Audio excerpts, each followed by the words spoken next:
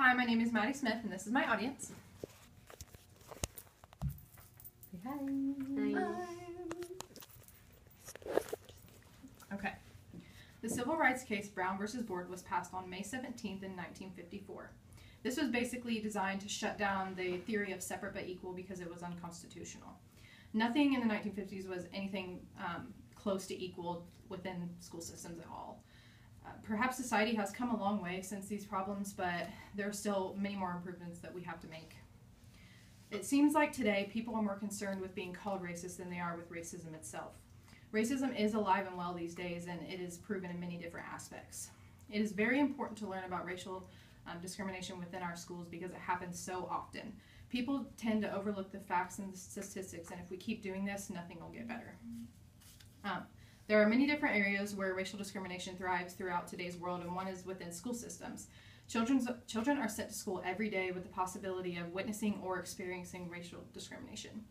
During my speech, I'm going to give you a little bit of history over racial discrimination. I'm going to tell you about inadequate funding for minority schools, things like police brutality, and unequal treatment of minority students overall.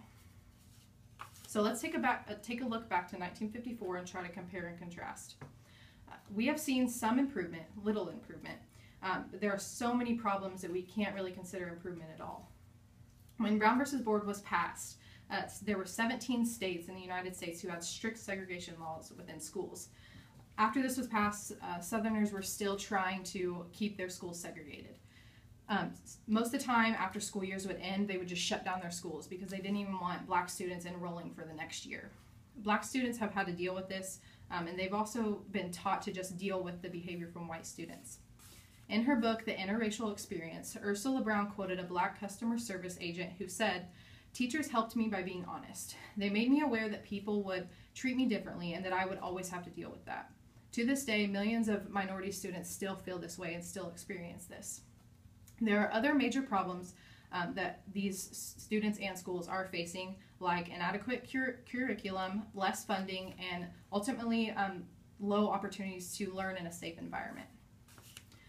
Low funding is why schools aren't up to standards at all, and most of these schools are minority schools, unfortunately.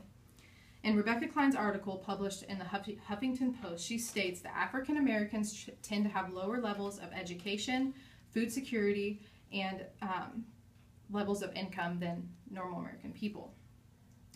It has been a known fact for years. We've always known this in the U.S. that African Americans have always experienced this, and it's still an ongoing issue. Minority schools have a hard time funding things like basic classroom needs, like books, desks that students need to sit in, advanced courses so that students can get a more decent education, and even credible teachers who actually have degrees. It takes money to get all of these things, and minority schools simply just do not have the money. Recent years, we've seen that teachers have been fighting for pay raises. I personally believe that teachers do not get enough credit for the jobs that they do. Imagine how a minority school teacher feels who has been giving their all to make sure that a less fortunate student gets a higher education. Parents of these minority students also just want their children to have better education. They can't just up and move to another school. They can't send their children to private school like most middle class and upper class white parents can. And this is according to Christine Rossell in her book, School Desegregation of the 21st Century. So penny pinching makes it ultimately harder to earn a decent education, and minority students have less opportunities to be good students at all. Black students' punishments aren't uncommon for black students experience harsher punishments, and this isn't uncommon.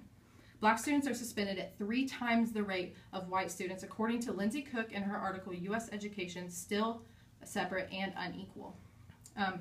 When I would see fights at my school in high school between white students, it would ultimately just be broken up. They would be taken to the office, then they would maybe be sent home for a day, or their parents were called, and that was it. The same cannot be said for black students. Lindsay stated in her article that black students account for just 16% of enrollment, while accounting for 32% of students who receive in-school suspension, 42% of students who receive out-of-school suspension, and 34% of students who are expelled.